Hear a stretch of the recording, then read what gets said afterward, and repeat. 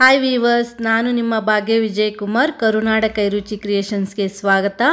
ನಾನಿವತ್ತು ಸಿಹಿ ಪೊಂಗಲ್ ರೆಸಿಪಿನ ತೋರಿಸ್ತಾ ಇದ್ದೀನಿ. ದೇವಸ್ಥಾನಗಳಲ್ಲಿ ಮಾಡ್ತಾರಲ್ಲ, ವೆಂಕಟೇಶ್ವರ ಸ್ವಾಮಿ ದೇವಸ್ಥಾನದಲ್ಲಿ ಮಾಡುವಂತಹ ಸಿಹಿ ಪೊಂಗಲ್ ರೆಸಿಪಿನ ನಿಮ್ಮೊಂದಿಗೆ ಶೇರ್ ಮಾಡ್ಕೊಳ್ತಾ ಇದ್ದೀನಿ. ತುಂಬ ಸರಳವಾಗಿ ಮಾಡ್ಕೋಬಹುದು, ಅಷ್ಟೇ ರುಚಿಯಾಗಿರುತ್ತೆ, ತುಂಬಾ ರುಚಿಯಾಗಿರುತ್ತೆ. ಒಮ್ಮೆ ಟ್ರೈ ಮಾಡಿ ನೋಡಿ, ಹೇಗಾಗಿದೆ ಅಂತಲೂ ಕಮೆಂಟ್ ಮಾಡಿ ತಿಳಿಸಿ. ಹಾಗೆ ಸರಳವಾಗಿ ಬೇಗನೆ ಮಾಡ್ಕೋಬಹುದು. ಸಂಕ್ರಾಂತಿ ಸ್ಪೆಷಲ್ ರೆಸಿಪಿ ಹೇಗೆ ಮಾಡೋದು ಅಂತ ನೋಡೋಣ.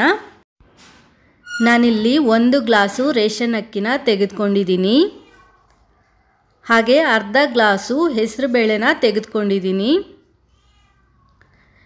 1 ಗ್ಲಾಸ್ ಅಕ್ಕಿ, ಅರ್ಧ ಗ್ಲಾಸು ಹೆಸರು ಬೇಳೆನ ತೆಗೆದುಕೊಂಡಿದ್ದೀನಿ. ಸೇಮ್ ಗ್ಲಾಸ್ ಅಳತೆನಲ್ಲೇ ನಾನಿಲ್ಲಿ ತೆಗೆದುಕೊಂಡಿರೋದು. ಹೆಸರು ಬೇಳೆನ ಒಂದು 2-3 ಸಲ ವಾಶ್ ಮಾಡಿ ಸೋಸಿ ಇಟ್ಕೊಂಡಿದ್ದೀನಿ. ಅಕ್ಕಿನೂ ಸಹ ವಾಶ್ ಮಾಡಿ ನೆನೆಸಿ ಇಟ್ಕೊಂಡಿದ್ದೀನಿ. ಸ್ಟವ್ ಮೇಲೆ ನಾನಿಲ್ಲೊಂದು ಕುಕ್ಕರ್ ಇಟ್ಕೊಂಡಿದ್ದೀನಿ. ಕುಕ್ಕರ್ಗೆ ನಾನೀಗ 2 ಚಮಚ ಆಗೋಷ್ಟು ತುಪ್ಪನ ಸೇರಿಸ್ಕೊಳ್ತಾ ಇದ್ದೀನಿ. ತುಪ್ಪ ಕರಗಿದ ನಂತರ ನಾನಿಲ್ಲಿ ಹೆಸರು ಬೇಳೆನ ಸೇರಿಸ್ಕೊಂಡು ಚೆನ್ನಾಗಿ ಹುರ್ಕೊಳ್ತೀನಿ. ಒಂದು 3-4 ನಿಮಿಷಗಳ ಕಾಲ ಚೆನ್ನಾಗಿ ಮೀಡಿಯಮ್ ಊರಿನಲ್ಲೇ ಹುರ್ಕೊಳ್ಳಿ. ಹಾಗೆ ಹೆಸರುಬೇಳೆ ಹುರಿತಾ ಪರಿಮಳ ಬರುತ್ತೆ ಅಲ್ಲಿವರೆಗೂ ಹುರ್ಕೊಳ್ಳಿ.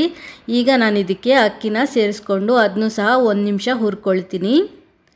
ಈಗ ನಾನು ಇದಕ್ಕೆ 3 ಗ್ಲಾಸ್ ಆಗೋಷ್ಟು ನೀರನ್ನ ಸೇರಿಸ್ಕೊಳ್ತಾ ಇದ್ದೀನಿ. ಅಕ್ಕಿ ಮತ್ತು ಹೆಸರುಬೇಳೆ ಸೇರಿ 1.5 ಗ್ಲಾಸ್ ಇತ್ತು, ಅದರ 2ರಷ್ಟು ನೀರನ್ನ ನಾನಿಲ್ಲಿ ಸೇರಿಸ್ಕೊಂಡಿದ್ದೀನಿ. 3 ಗ್ಲಾಸ್ ನೀರನ್ನ ನಾನಿಲ್ಲಿ ಸೇರಿಸ್ಕೊಂಡು ಕುಕ್ಕರ್ ಲಿಡ್ ಕವರ್ ಮಾಡಿ ನಾನು 3 ವಿಷಲ್ ತೆಗೆದುಕೊಳ್ತೀನಿ. 3-4 ವಿಷಲು ತೆಗೆದುಕೊಳ್ಳಿ.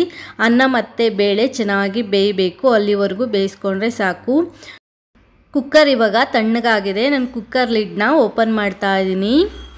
ನೋಡಿ, ಅನ್ನ ಮತ್ತು ಹೆಸರುಬೇಳೆ ಚೆನ್ನಾಗಿ ಬೆಂದಿದೆ. ಈ ರೀತಿ ಬೆಂದಿದ್ರೆ ಸಾಕು. ನಾನೀಗ ಇದನ್ನ ಪಕ್ಕಕ್ಕೆ ಎತ್ತಿಟ್ಕೊಂಡು ಇನ್ನೊಂದು ಪಾತ್ರೆನ ತೆಗೆದುಕೊಂಡಿದ್ದೀನಿ.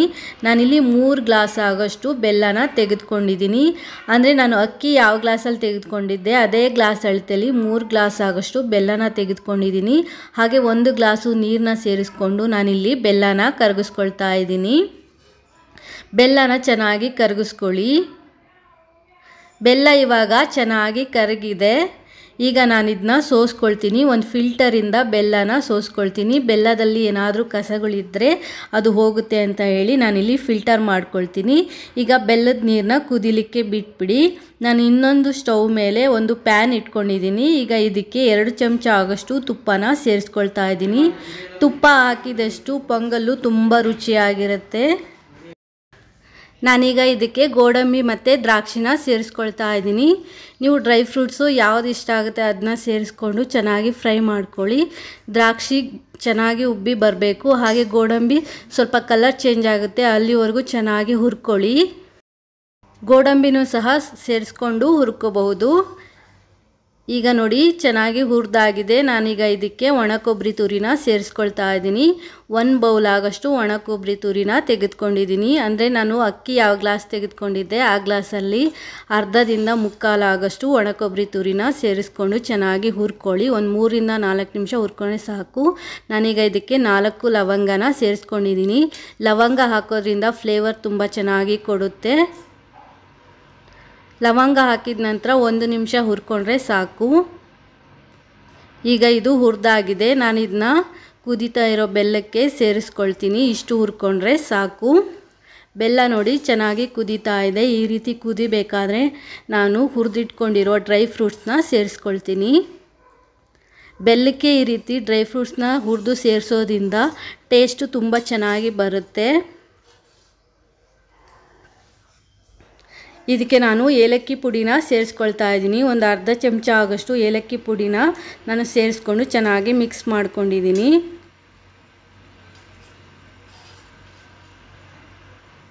ಈಗ ಇದಕ್ಕೆ ನಾನು ಬೇಯಿಸಿಟ್ಕೊಂಡಿರೋ ಹೆಸರುಬೇಳೆ ಮತ್ತು ಅನ್ನನ ಸೇರಿಸ್ಕೊಳ್ತಾ ಇದ್ದೀನಿ.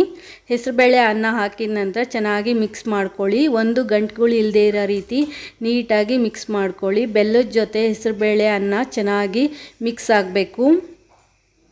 ಹಾಗೆ ಒಂದು 3-4 ನಿಮಿಷಗಳ ಕಾಲ ಮೀಡಿಯಮ್ ಊರಿನಲ್ಲಿ ಚೆನ್ನಾಗಿ ಬೇಯಿಸ್ಕೊಳ್ಳಿ. ಬೆಲ್ಲ ಚೆನ್ನಾಗಿ ಬೆಂದು ಗಟ್ಟಿ ಆಗ್ತಾ ಬರುತ್ತೆ, ಅಲ್ಲಿವರೆಗೂ ಬೇಯಿಸ್ಕೋಬೇಕಾಗತ್ತೆ.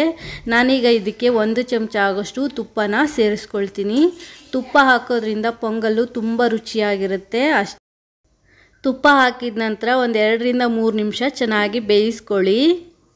ಪೊಂಗಲ್ಲು ಬೆಂದಷ್ಟು ಚೆನ್ನಾಗಿ ರುಚಿ ಕೊಡುತ್ತೆ.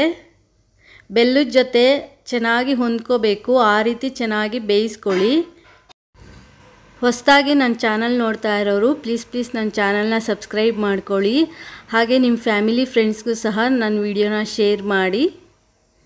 ಈಗ ಪೊಂಗಲ್ ರೆಡಿ ಆಗಿದೆ. ನಾನು ಫ್ಲೇಮ್ ಆಫ್ ಮಾಡಿ ಒಂದು ಪ್ಲೇಟ್ ಮುಚ್ಚಿ 10 ನಿಮಿಷ ಬಿಡ್ತೀನಿ. 10 ನಿಮಿಷ ಆಗಿದೆ. ಈಗ ಪೊಂಗಲ್ನ ಚೆನ್ನಾಗಿ ಮಿಕ್ಸ್ ಮಾಡಿ ಸರ್ವ್ ಮಾಡಿ. ತುಂಬ ಚೆನ್ನಾಗಿರುತ್ತೆ. ದೇವರ ನೈವೇದ್ಯಕ್ಕೆ ಹಾಗೆ ಸಂಕ್ರಾಂತಿ ವಿಶೇಷವಾದ ಸಿಹಿ ರೆಸಿಪಿ ಅಂತಲೇ ಹೇಳ್ಬೋದು. ತುಂಬ ರುಚಿಯಾಗಿರುತ್ತೆ. ನೀವು ಒಂದ್ಸಲ ಸಿಹಿ ಪೊಂಗಲ್ ರೆಸಿಪಿನ ಟ್ರೈ ಮಾಡಿ ನೋಡಿ, ಹೇಗಾಗಿದೆ ಅಂತ ಕಮೆಂಟ್ ಮಾಡಿ ತಿಳಿಸಿ. ಹಾಗೆ ನಾನು ಮಾಡಿರೋ ಈ ಪೊಂಗಲ್ ರೆಸಿಪಿ ನಿಮಗೆ ಇಷ್ಟ ಆದರೆ ಲೈಕ್ ಮಾಡಿ, ಶೇರ್ ಮಾಡಿ, ಕಮೆಂಟ್ ಮಾಡಿ. ಹಾಗೆ ನಿಮ್ಮ ಫ್ಯಾಮಿಲಿ ಫ್ರೆಂಡ್ಸ್ಗೂ ಸಹ ಶೇರ್ ಮಾಡಿ. Thanks for watching this video. Take care. Have A nice day.